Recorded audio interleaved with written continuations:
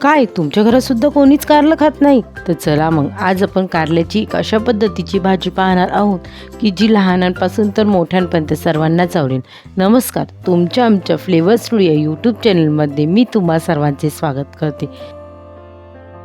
खाताना कारलं अजिबात कडू न लागण्यासाठी भरपूर साऱ्या टिप्ससह कधी आंबट तर कधी गोड लागणारं मसाला कारलं बनवण्यासाठी इथे मी अर्धा किलो कारली घेतली आहे. आता आपण ही कारली 2 ते 3 पाण्याने स्वच्छ धुवून घेणार आहोत. ज्यावेळी तुम्ही बाजारातून कारली घेतात तर कारली अशा प्रकारे छोट्या आकाराची घ्यायची. खूप जास्त मोठी कारली घेतली तर त्यामध्ये जास्त प्रमाणात कडूपणा असतो. आता आपण या कारल्यांना कट करून घेणार आहोत. कारली कट करताना सर्वप्रथम आपण कारल्याचे मागचे व पुढचे टोक काढून घेऊ व त्यानंतर आता आपण या कारल्याला मध्यभागी एक चीर मारून घेणार आहोत. कारल्याला चीर मारून झाल्यानंतर आता आपण या कारल्याचे 2 भाग करून कारल्यामधील संपूर्ण बिया काढून घेऊ. कारल्यातील बिया काढल्या तरी कारल्याचा कडूपणा कमी होण्यास मदत होते. संपूर्ण कारल्यांमधून बिया काढून झाल्यानंतर आता आपण या कारल्याला मीठ लावून घेणार आहोत.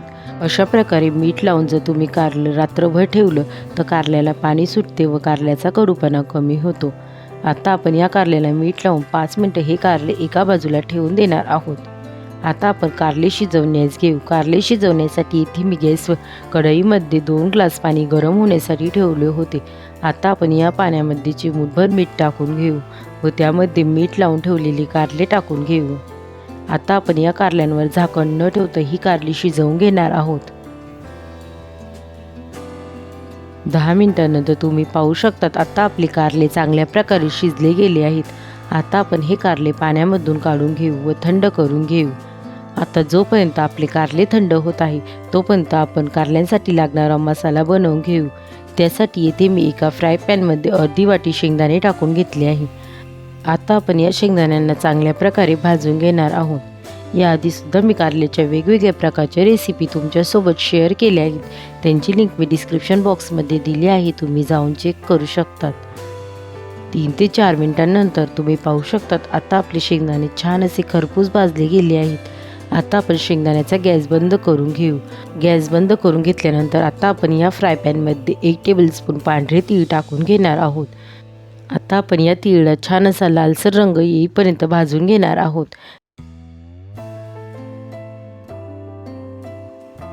दोन मिनिटांनंतर तुम्ही पाहू शकतात आता आपले तीळ छान प्रकारे भाजले गेले आहेत. आता आपण हे भाजून घेतलेले शेंगदाणे व तीळ मिक्सरच्या भांड्यामध्ये काढून घेऊ. आपले शेंगदाणे व तीळ चांगल्या प्रकारे थंड झाल्यानंतर आता आपण मिक्सरच्या भांड्यामध्ये एक छोटी अर्धी वाटी खोबऱ्याचे काप टाकून घेणार आहोत. त्याचसोबत 4 ते 5 लसूण पाकळ्या,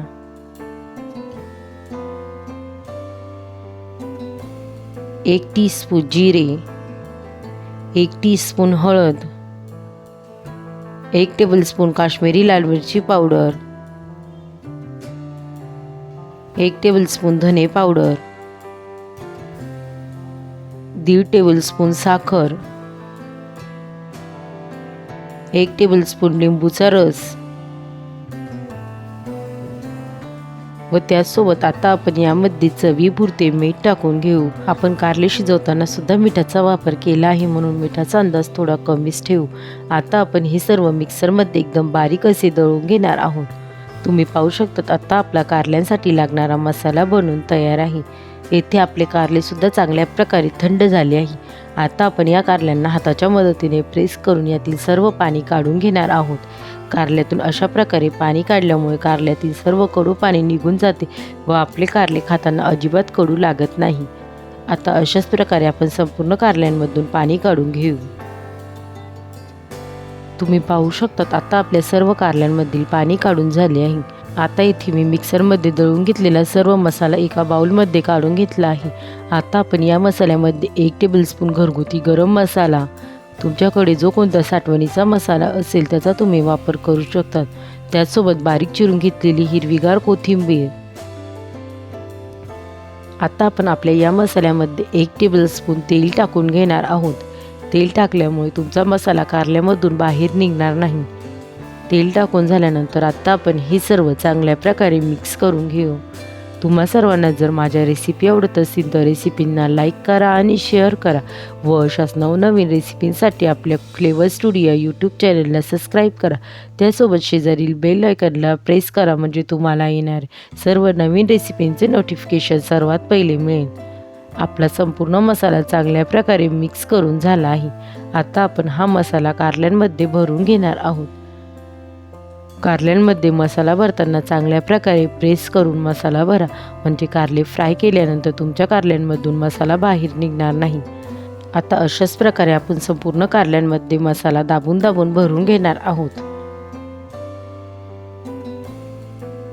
संपूर्ण कारल्यांमध्ये मसाला भरून सुद्धा आपला काही मसाला उरला आहे. त्याचा वापर आपण कारले फ्राय करताना करणार आहोत. आता कारल्याची भाजी बनवण्यासाठी इथे मी गॅसवर एका पॅनमध्ये 3 ते 4 टेबलस्पून तेल टाकून घेत आहे.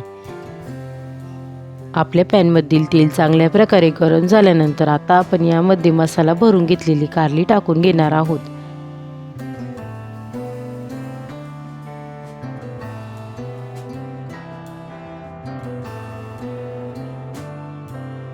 संपूर्ण कारले पॅनमध्ये टाकून झाल्यानंतर आता आपण या पॅनवर झाकण ठेवून 5 मिनिटांसाठी हे कारले मसाल्यासोबत चांगल्या प्रकारे शिजवून घेणार आहोत.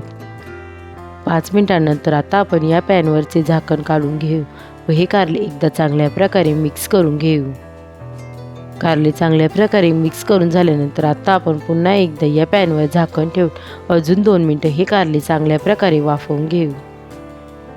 2 मिनिटांनंतर पॅनवरचे झाकण काढल्यानंतर आता आपली कारली चांगल्या प्रकारे वाफवली गेली आहेत. आता आपण उरलेला सर्व मसाला या कारल्यांमध्ये टाकून घेणार आहोत. कारल्यामध्ये मसाला टाकून झाल्यानंतर आता आपण हे सर्व चांगल्या प्रकारे मिक्स करून घेऊ. कारल्यामध्ये मसाला असल्यामुळे कारले हलवताना एकदम हलक्या हाताने कारले हलवा म्हणजे तुमचा मसाला कारल्यांमधून बाहेर निघणार नाही. आता पुन्हा एकदा आपण 2 मिनिटं या पॅनवर झाकण ठेवून घेऊ.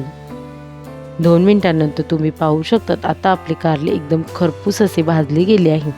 आता आपण गॅस बंद करून घेऊ. गरमागरम असे आपले मसाला कारले बनवून तयार आहे, जे लहानांपासून मोठ्यांपर्यंत सर्वांनाच आवडेल व अजिबात कडू लागणार नाही. तुम्हाला रेसिपी कशी वाटली मला कमेंट करून नक्की सांगा. रेसिपी आवडली असेल तर रेसिपीला लाईक करा, शेअर करा व चॅनलला सबस्क्राईब करा. पुन्हा भेटूया आपण अशाच एका नवीन रेसिपीसोबत. तोपर्यंत सर्वांनी काळजी घ्या. बाय.